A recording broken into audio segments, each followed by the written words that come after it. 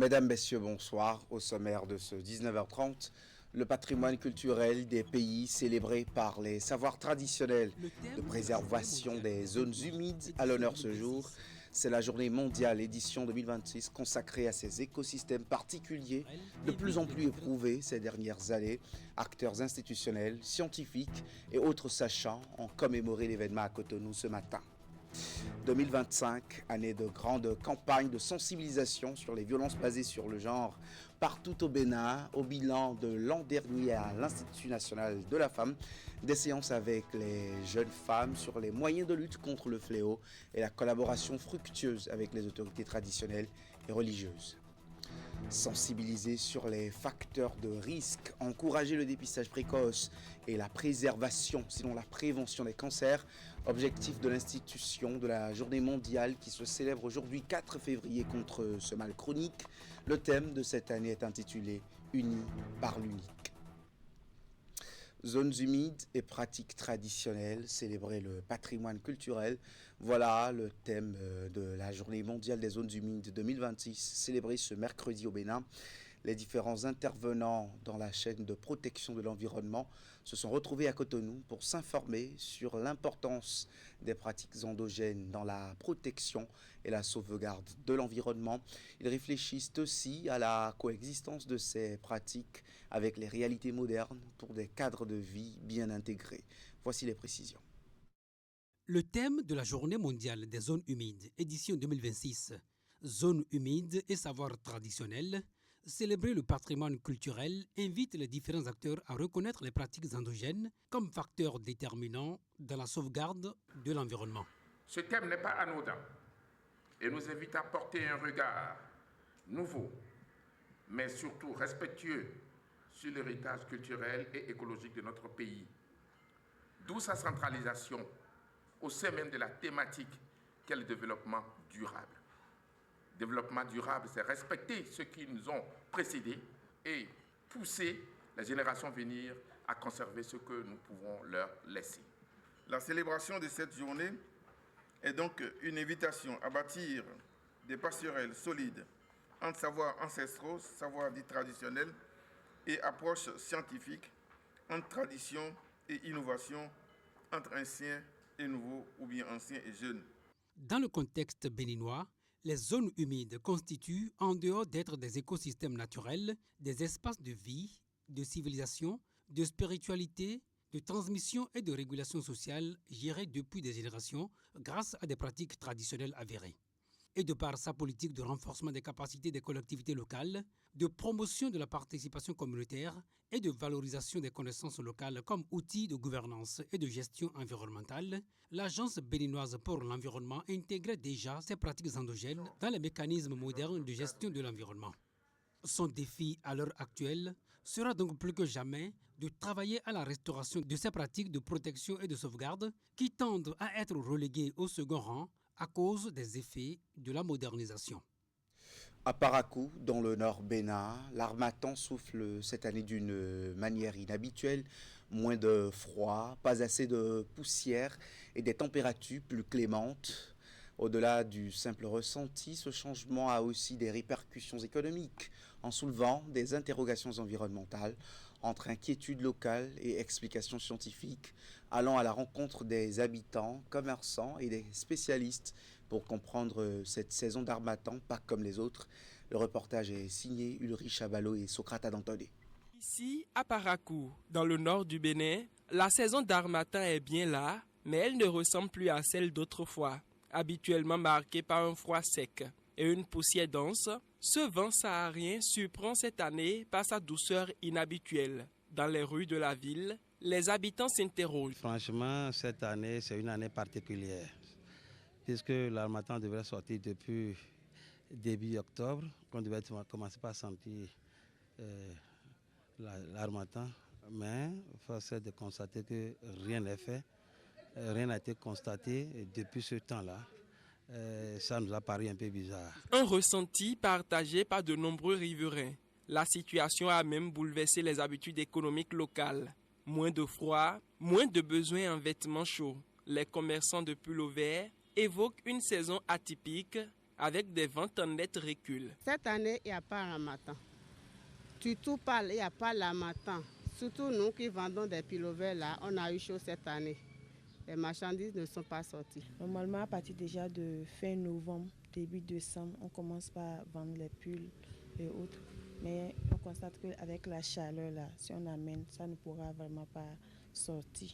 Donc, je ne me suis vraiment pas intéressée à cela. Ce changement est-il passager ou révèle-t-il un phénomène plus profond? Pour les spécialistes de l'environnement, plusieurs facteurs sont en jeu. Il y a le phénomène de El Niño qui serait à la base donc, de cet harmattan qui n'est pas présent aujourd'hui. Et ce phénomène, ce n'est rien d'autre que le réchauffement des eaux du Pacifique équatorial qui a un impact sur le rafraîchissement des zones au niveau mondial. Et également empêche donc le vent sec du Sahara de souffler avec la poussière au niveau donc de l'Afrique de l'Ouest, mais aussi poussé par l'impact des changements climatiques qui affectent donc ce phénomène de non-observation de l'harmattan. Entre variabilité naturelle du climat et effet du réchauffement global, l'harmattan de Parakou semble entrer dans une nouvelle phase. Les experts appellent à une action concertée, mêlant sensibilisation, politique environnementale et adaptation locale. À l'Institut national de la femme, 2025 a été une année de sensibilisation sur les violences basées sur le genre et les moyens pour s'en prémunir ou réclamer réparation en milieu scolaire, universitaire, comme dans les centres de formation professionnelle et ateliers d'apprentissage. L'institution a outillé les jeunes femmes de toutes les contrées du Bénin. Bilan de l'an dernier à l'INF avec la présidente Huguette Bokpenya-Kadja au micro de Ouliat Sanoussi et Jocelyn Bariga. En 2025, nous avons mis l'accent sur la sensibilisation aux droits ainsi que la sensibilisation sur les questions de violence basées sur le genre et comment, quand on est victime de violence, comment saisir l'Institut national de la femme, bénéficier de sa protection, de son accompagnement, et y compris d'une assistance judiciaire, d'une assistance psychologique. Nous l'avons fait auprès des jeunes femmes qui sont en apprentissage, parce que nous savons bien que la vie professionnelle, quand elle commence, si elle n'est pas basée sur une santé mentale, une bonne santé mentale, la connaissance de ses droits et la conscience quand, par exemple, on est en train d'être victime d'un harcèlement sexuel, la conscience que, justement, c'est ce qui est en train de se passer. Toutes ces choses-là ont fait l'objet de nos préoccupations et nous avons veillé à ce que les jeunes femmes qui font leur entrée dans la vie professionnelle soient bien au parfum de ces réalités-là. Nous sommes allés également beaucoup dans les lycées techniques agricoles, dans les universités, pour faire de la sensibilisation sur la question du harcèlement sexuel. Donc, je vais dire en gros, on a fait une grosse campagne sur le harcèlement sexuel en milieu scolaire, en milieu universitaire, en milieu d'apprentissage professionnel. L'année a également permis à l'Institut national de la femme de gagner la confiance des chefs traditionnels, coutumiers et religieux grâce à des accords conclus au détour des tournées départementales de l'INF. Ces autorités morales se sont engagées à promouvoir le respect des droits des femmes en accompagnant l'INF dans sa mission. Suivons la présidente à ce propos. Une activité également très importante que nous avons menée a été de rallier les leaders religieux et traditionnels à notre cause, ce qui m'a conduite notamment à faire une tournée départementale auprès des rois, auprès des évêques, auprès des chefs religieux et traditionnels de manière générale dans les différents départements, pour sceller avec eux un accord sous la forme d'un document que nous avons signé, un accord par lequel ils se sont engagés à... C'est vrai que c'est un engagement mutuel, bien sûr. Ils se sont engagés à veiller à ce que les violences faites aux femmes ne restent pas, aux filles et aux femmes ne restent pas impunies, se sont engagés munis des armes que nous leur avons données, les armes juridiques que nous leur avons données, à savoir désormais comment, quand ils reçoivent des plaintes, parce qu'ils en reçoivent également, comment les gérer, les mettre en relation avec nos points focaux communaux et nos antennes départementales pour que quand ils sont dans des situations de saisine pour des plaintes de ce genre, qu'ils sachent comment les orienter vers les représentantes de l'Institut national de la femme au niveau local. Et avec eux, nous avons vraiment eu des conversations très intéressantes parce que nous aussi, de notre côté, nous avons engrangé beaucoup de connaissances sur les coutumes, les traditions, les principes religieux, y compris les principes liés à nos cultes endogènes qui promeuvent les droits des femmes et surtout qui disent non à la violence à l'égard de la femme et de la fille. C'est aujourd'hui la journée mondiale contre le cancer. Cette journée du 4 février vise à sensibiliser les populations sur les facteurs de risque, à encourager le dépistage précoce et la prévention. Elle est aussi instituée pour soutenir les initiatives mondiales visant à réduire le fardeau de cette maladie. L'édition 2026 est placée sous le thème « Unis par l'unique », retenu dans le cadre de la campagne triennale 2025-2027. La campagne souligne, il faut le dire, que chaque parcours face au cancer est unique, tout en encourageant l'unité pour promouvoir les soins et réduire les inégalités. Ouliat Sanoussi. La journée mondiale contre le cancer, initiée il y a 26 ans, est célébrée le 4 février de chaque année. Elle est consacrée à la prévention, la détection, la lutte contre la stigmatisation et le traitement du cancer sous toutes ses formes. Cette journée est un événement annuel lancé par l'Union internationale contre le cancer, UICC, en collaboration avec l'Organisation mondiale de la santé, OMS, qui invite les citoyens, les organisations et les institutions gouvernementales du monde entier à unir leurs efforts pour lutter contre l'épidémie mondiale du cancer. Cette année, le thème de la journée est « Unis par l'unique ». Il souligne le rôle crucial des soins personnalisés et centrés sur le patient dans la lutte contre le cancer. Il met en lumière l'importance d'adapter les traitements anticancéreux aux besoins spécifiques de chaque personne. On attribue la hausse rapide de la charge de cancer aux profonds changements liés au mode de vie, comme l'alimentation malsaine, le tabagisme, le manque d'activité physique, l'exposition aux risques environnementaux. En fait, 40% des cancers sont potentiellement évitables, 40% peuvent être traités et 20% traités à des fins palliatives. Au Bénin, la journée est marquée par d'intenses campagnes de sensibilisation et de dépistage gratuits portées par le Programme national de lutte contre les maladies non transmissibles et des ONG. L'accent est mis sur la prévention, notamment pour les cancers du col de l'utérus et du sein, qui représentent près de 50% des cas chez les femmes. Par ailleurs, l'OMS et ses partenaires œuvrent à renforcer la capacité des pays à dépister et à prendre en charge les cancers de manière précoce en mettant l'accent sur les domaines prioritaires au niveau régional que sont la prévention du cancer et la lutte contre la maladie.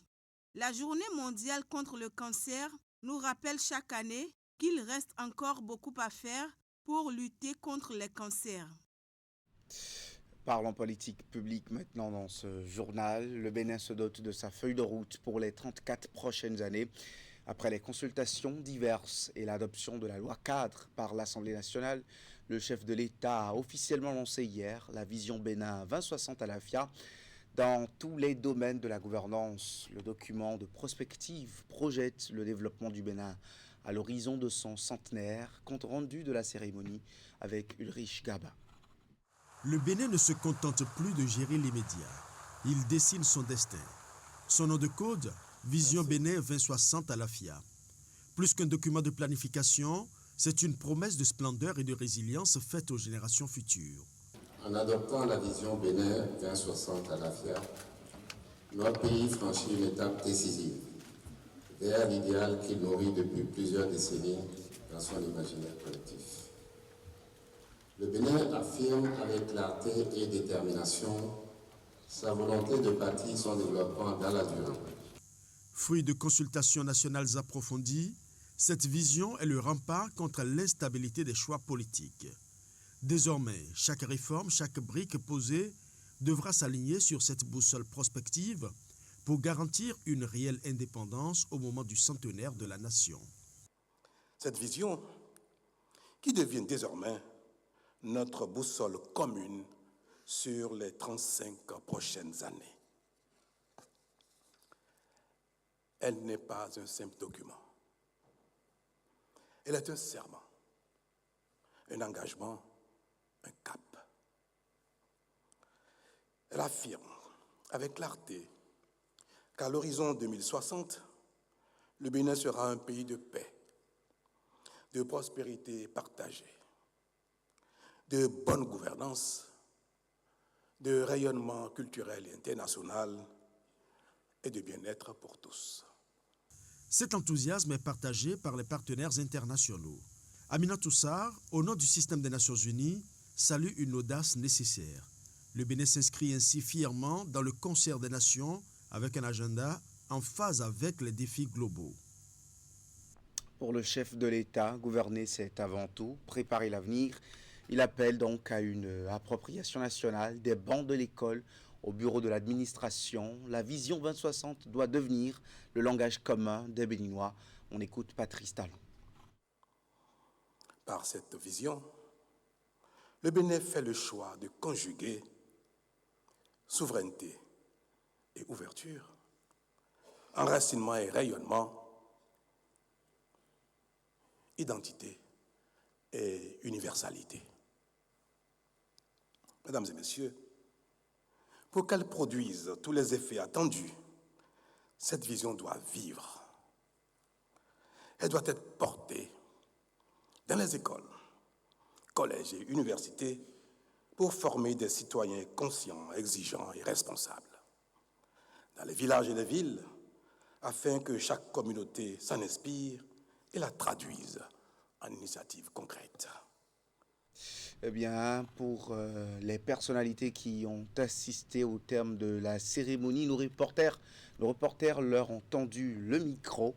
Dans l'ensemble, ceux qui ont bien voulu se confier à nos micros sont sidérés par la force de cette vision prospective. Ils saluent cette ambition qui va au-delà même d'un mandat d'un gouvernant ou du temps d'un système politique. Suivons quelques-uns d'entre eux.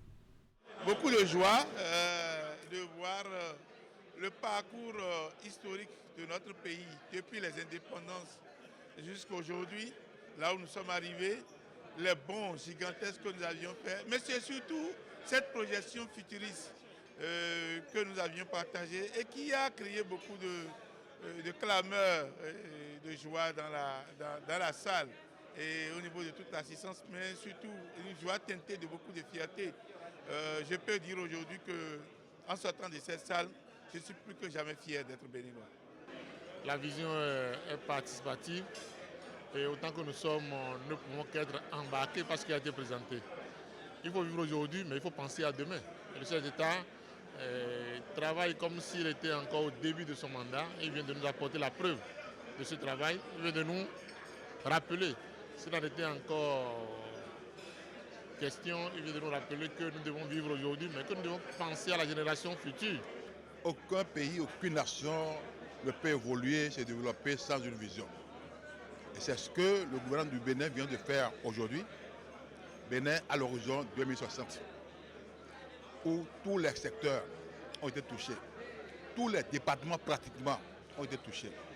Et Bénin, à l'horizon 2060, devient un pays prospère, un pays de paix, de vitalité, de bonheur, de sérénité. Et je suis fier.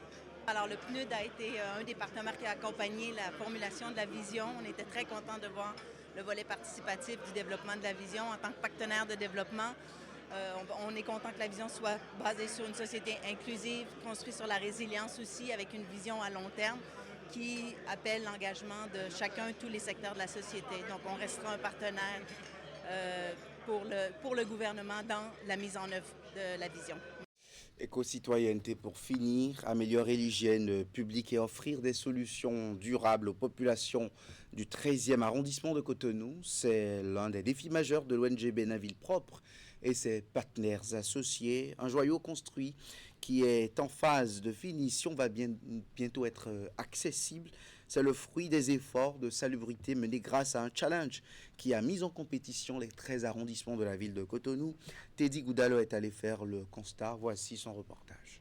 Ce modèle de toilette publique, implanté ici dans le 13e arrondissement de Cotonou, est l'aboutissement d'un travail rigoureux en matière de salubrité. Il constitue la récompense du challenge d'assainissement initié par l'ONG Bénin Ville Propre, une compétition qui a mis aux prises les 13 arrondissements de la ville de Cotonou autour des bonnes pratiques d'hygiène et de propreté urbaine. Nous avons eu le premier prix qui nous donne ce joyau que vous avez vu derrière nous, qui n'est pas encore terminé. Et ils sont en phase de la finition. On a fait Ouida Ville Propre, on a fait Cotonou Ville Propre, on vient de finir Calavi Ville Propre.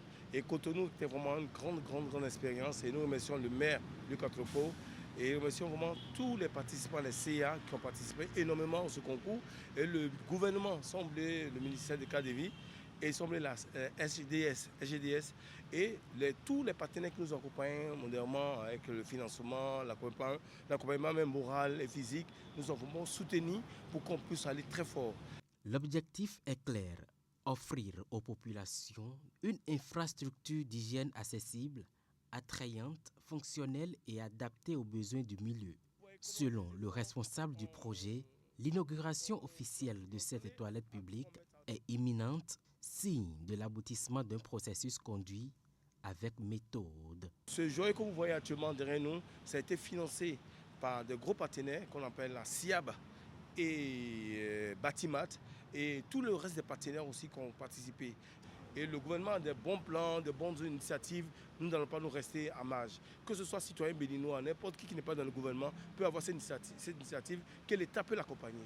Ensuite, c'est ça que nous avons mis ça en place. Donc, on peut dire le gouvernement, la mairie de Cotonou, l'ONG apporte l'initiative et les partenaires financent. À travers la mise en service de cette toilette publique, l'ONG Bénin Ville Propre, en collaboration avec ses partenaires, entend lutter efficacement contre les pratiques d'aisance à l'air libre et améliorer durablement l'hygiène publique dans le 13e arrondissement de Cotonou au bénéfice du cadre de vie des populations.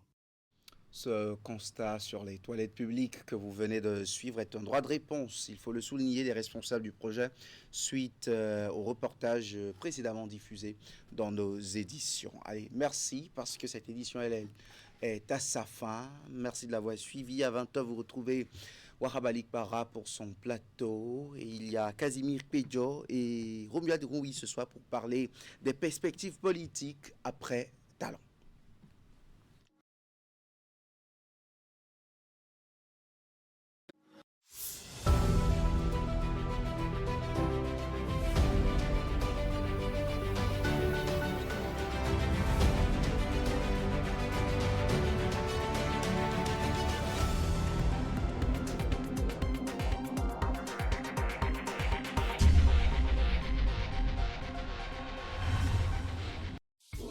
Grâce au microcrédit à l'AFIA, Mariam a fait grandir son commerce.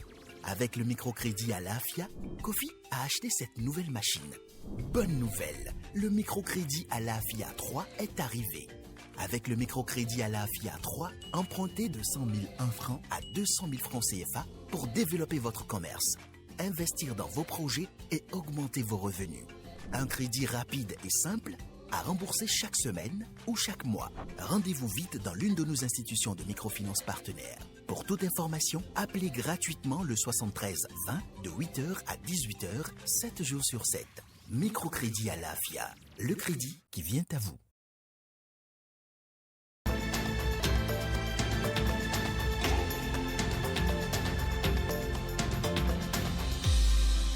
Alors, nos femmes enceintes, nos mères, nos sœurs, elles nous écoutent, elles nous suivent. Quelles sont, selon vous, les astuces qu'il faut pour avoir une bonne alimentation lorsqu'on est femme enceinte? Et surtout, pourquoi l'alimentation de la femme enceinte est capitale, est cruciale. La femme enceinte porte un bébé. Puisqu'elle porte un bébé, il faut qu'elle nourrisse le bébé. Donc son alimentation doit servir à la nourrir elle-même et nourrir le bébé. Et pendant la grossesse, il y a beaucoup de changements.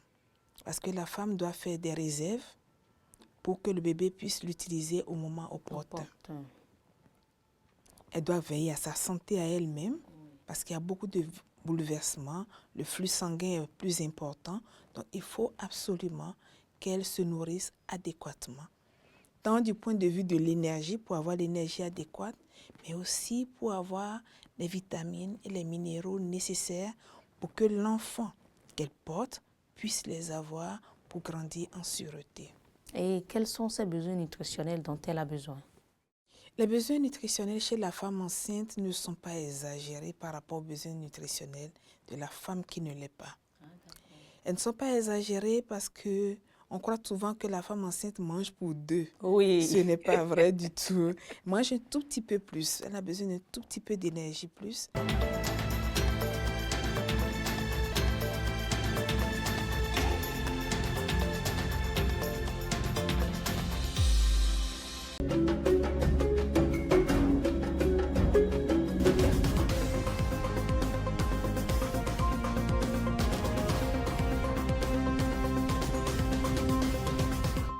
De la société civile et surtout des médias qui aussi ne s'engagent pas, mettons, dans le jeu afin de l'expliquer suffisamment aux populations. Je pense que ceux qui nous ont entraînés dans la fièvre du renouveau démocratique en 90 ont fait ce qu'il fallait, ce qu'ils pouvaient, mais aujourd'hui que nous avons avec le recul constaté tous les problèmes qu'il y a autour, nous pouvons commencer à les corriger courageusement et redonner le pouvoir aux citoyens électeurs. Il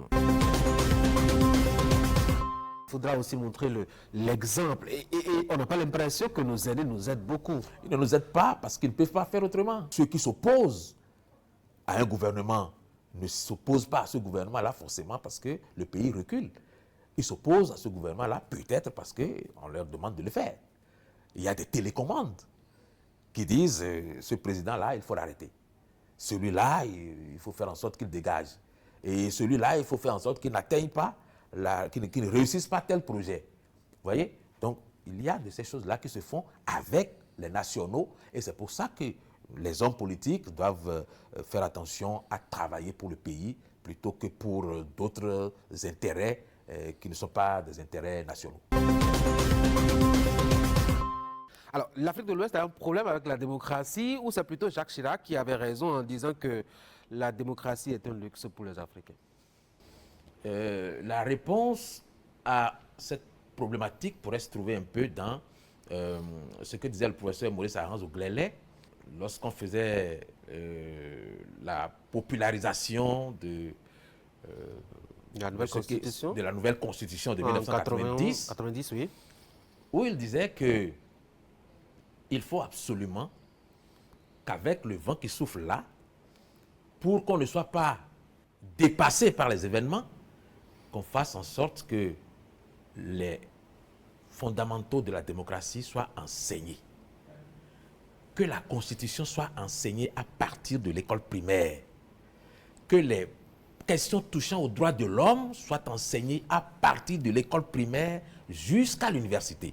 De façon à ce que le citoyen ait l'élévation mentale nécessaire pour comprendre au fur et à mesure que les tests qui ont été désormais adoptés appellent de la part du citoyen un certain comportement.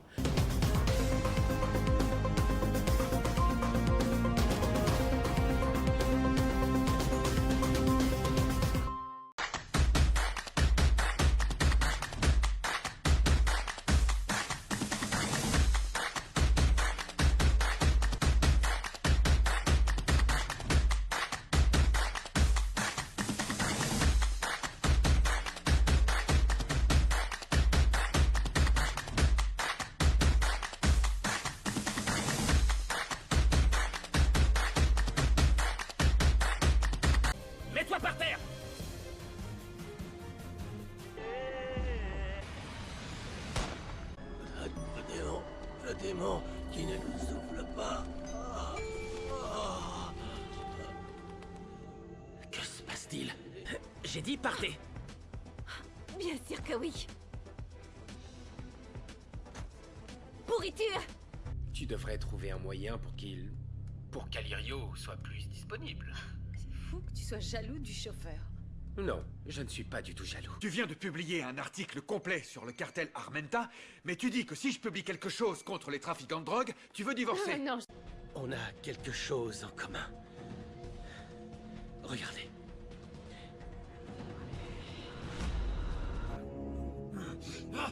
Allez. Tiens-toi. Tu vas pas mourir. Serre bien ta blessure. Allez.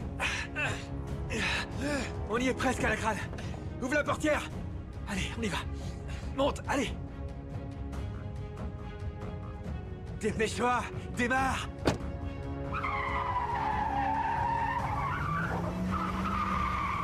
Je n'aurais pas dû mourir, Chino. Qui êtes-vous? Et pourquoi le purgatoire? Ah non, là t'es en enfer, mon ami. L'endroit où les traîtres ont leur place. Restez calme, surtout restez calme.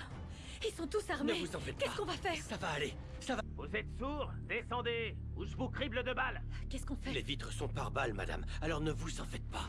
Le bouton d'alerte. Jacobo, appuyez sur le bouton d'alerte. Si vous appelez qui que ce soit, vous explosez en 1000 morceaux. Descendez. Faites-les sortir. Descendez. Non, Jacobo, Descendez. Jacobo. Lucia. Lâchez-moi. Jacobo. Lucia. Lâchez-moi. Jacobo. Lucia. Je n'arrive pas à le croire.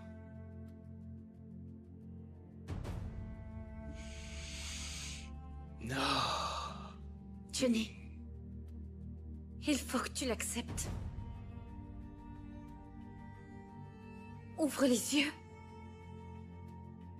Parce que c'est terminé. Tu as raison, mon amour. Baisse ton arme. Baisse ton arme. Johnny, baisse ton arme. Johnny, non. Johnny. Non. Non.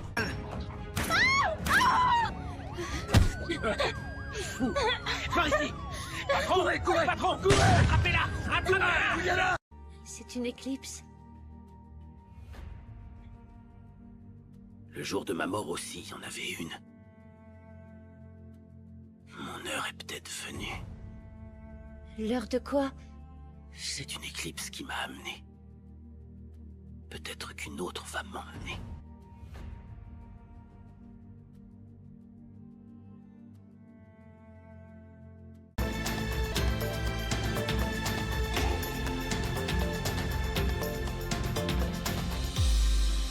Alors, nos femmes enceintes, nos mères, nos sœurs, elles nous écoutent, elles nous suivent.